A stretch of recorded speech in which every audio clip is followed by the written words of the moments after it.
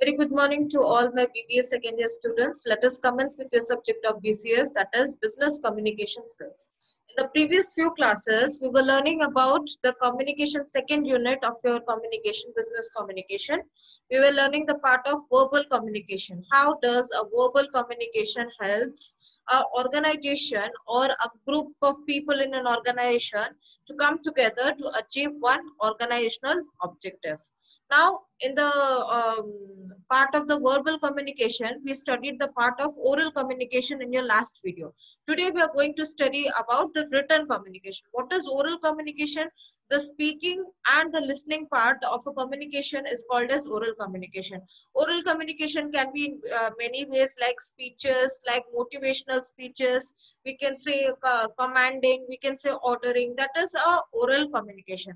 A person in an organization nearly spends 50% of his time in oral communication, whereas the second half or the second part of the verbal communication belongs to the written documents, manuals, office notices, office orders, etc. So that is the part of the verbal communication, which is the second part of the verbal communication, that is written communication. So in this video we are going to study about the written communication. How does a written communication helps a person in an organizational level? How does a written communication helps an organization as well as the people belonging to an organization to come together to achieve certain objectives of the business or certain objectives of the organization?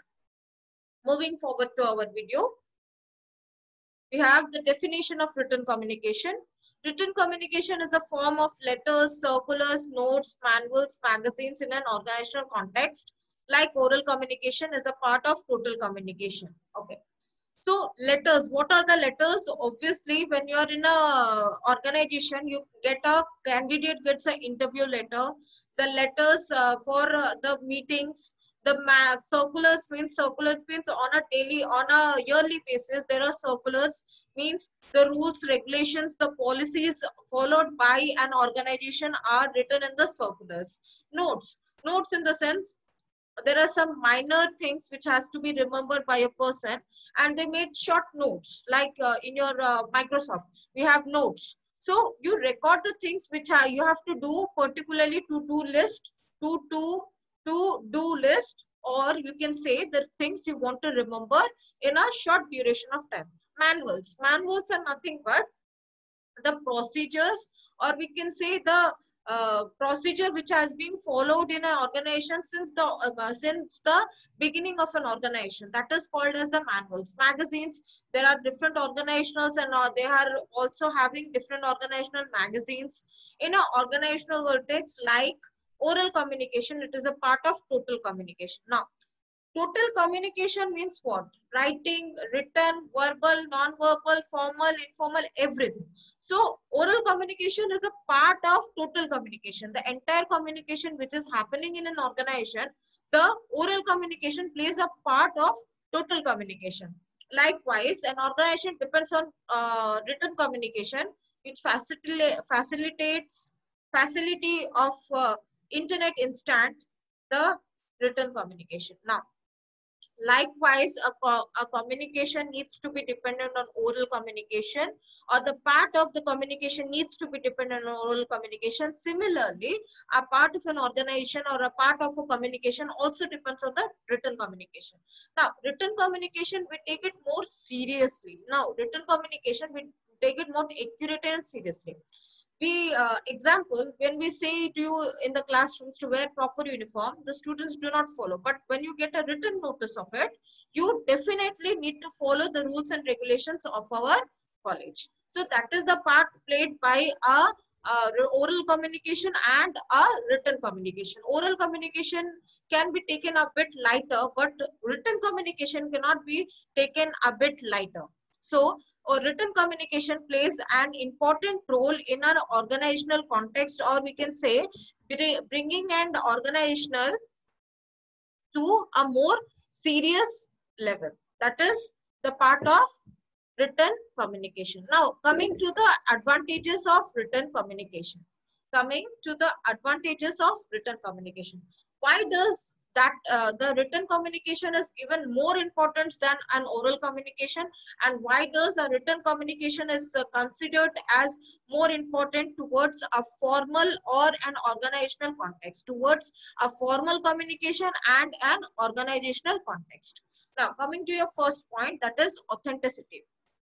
Written communication is authentic whether it is in form of orders or organizational manuals. Okay. What are office orders? Let me clear you. Office orders are the orders which need to be followed by each and individual person of an organization, which is given by the higher authority to the subordinates or to the employees. That is office orders. Or manuals. Manuals means there are a set of rules, regulations and procedures which has to be followed in an organizational on day-to-day basis. That is the manuals, means the login hours, the visiting hours, the lunch break, etc. That are the manuals, means that is certain duration of time which has to be followed in an organizational context. When anything comes written, people tend to take it more seriously and become binding to them. Obviously, whenever we get a notice in a written form, then we take it more seriously. Example, when budget 220 arrived, budget 220 arrived in the parliament, no one took it seriously unless and until there was a media, what do you say, media conference about it, and it was released in a written form. It was released in a written form. Then the people tend to take it more seriously and more accurately and more authenticately. Now, if you're writing something and giving to a document, documenting something and giving it to your employees, to the subordinate, obviously you will expect a better result than an oral communication. Why? Because written things are kept in an organization for future references. Oral things may be forgotten in an organization, but written things cannot be forgotten in an organization. Example, suppose my superior have given me an order to follow certain set of rules to complete one task. I did not follow the rules. My superior has an authority to ask me why I have not done certain things, or I am liable to answer to my superior because he has given me a written manual. He has given me a written manual. Whereas if you would have told me in oral, it would not be as serious as it is in written part of the organization. Next, coming to your next point, that is proof for future references. Obviously, written communication provides proof for future references. It is the most significant part of written communication. Okay. Future references. Now, there is an office order, there is an office committee, there is an office meeting, or there is an office, what do you say, circular. So those things are kept in for the future references. Those things are recorded and kept for the future reference. Why? Because there are something significant which has to be kept for the future references, so that your company or you did not need to be liable in front of someone. You did not need to answer why that particular thing has not been done by you. So you did not need to be liable to someone. So those things are kept for the future references. It is the most significant part of written communication. In an organizational context, records are maintained for future references such as policies, rules, records, employee information, etc. Now, due to the limitation of human memory and the oral communication, we have written communication so that everything can be recorded in a particular sense. Now, employee information. Can you remember every person's name, their belongings, their religion, or we can say their education qualification? No. So for that purpose, employee information are stored in the computers of an organization, or stored as files in an organization. Policies, rules, obviously. Policies and rules are trained to be followed in an organization. So they are being recorded as a written communication. Why? Because they have to be followed seriously by the employees. So they are in a written form. Records, obviously records means the previous year transactions, the previous year profit and loss, the previous year balance sheet of your business. They are the records of the business. It shows the particular trend which you are going towards. Whether an organizational is going towards a profit, whether an organization is going towards the loss. So it discusses and describes all the things related to an organization.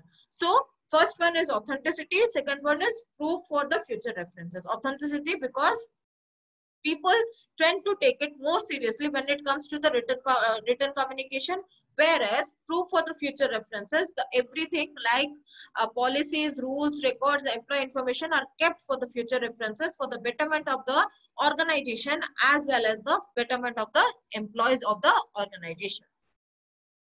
Now, next is communication to distance places. Written communication is successful in receiving and sending a message to the distance places where contact may be not possible through alternative source.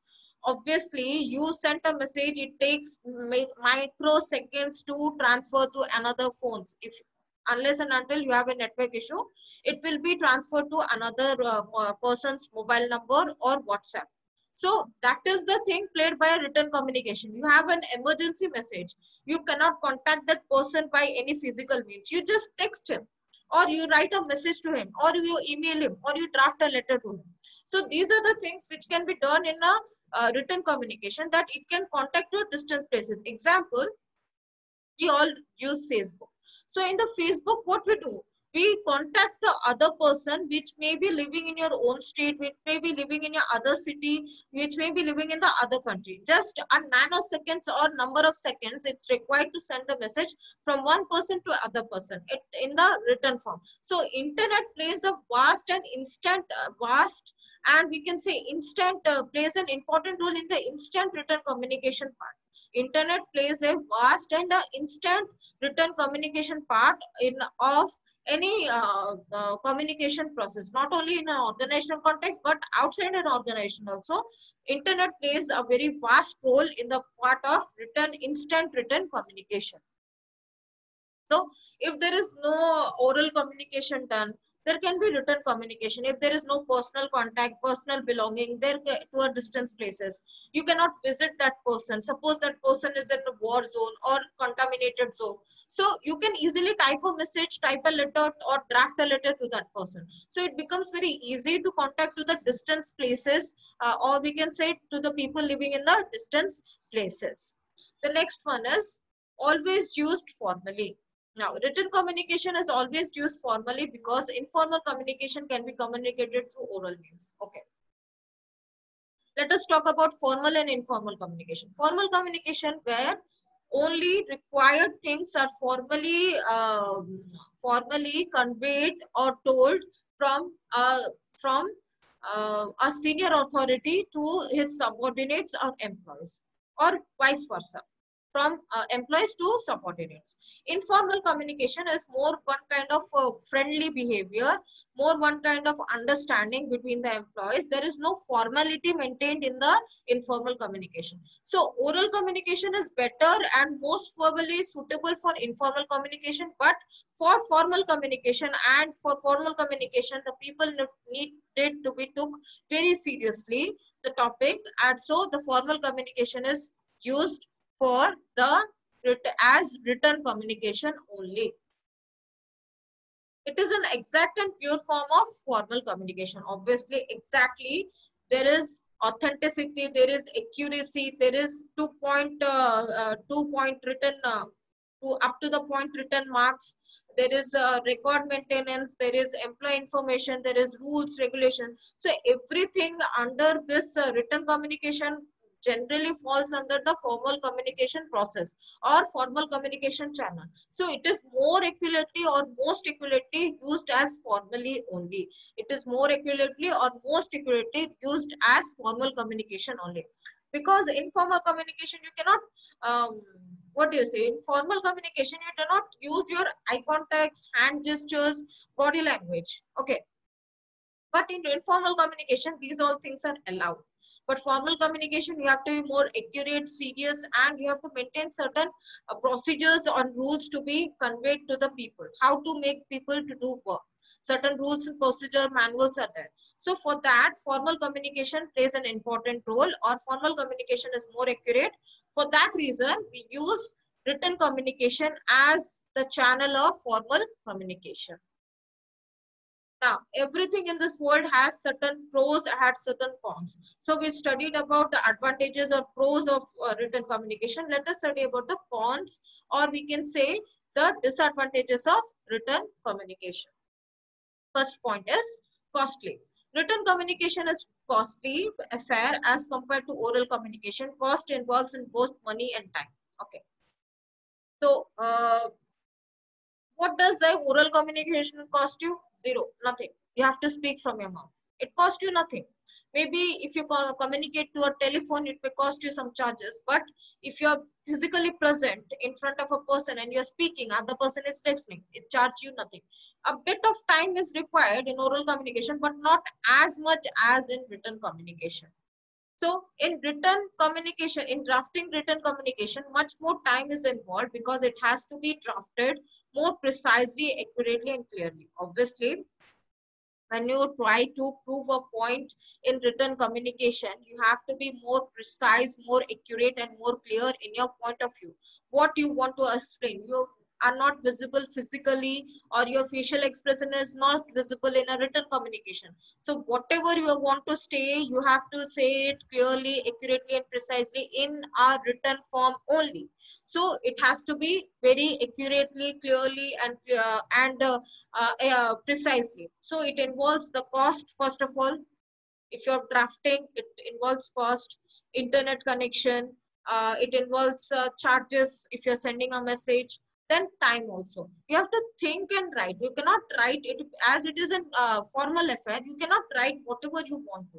You have to think formally. You have to write in a certain way with certain rules and regulations, with certain things to be followed while writing a letter or drafting a letter. So it becomes very costly in terms of money as well as time.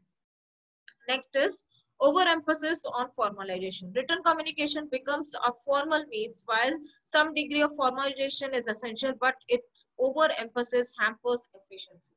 Now, being friendly is good, but being over friendly is very bad.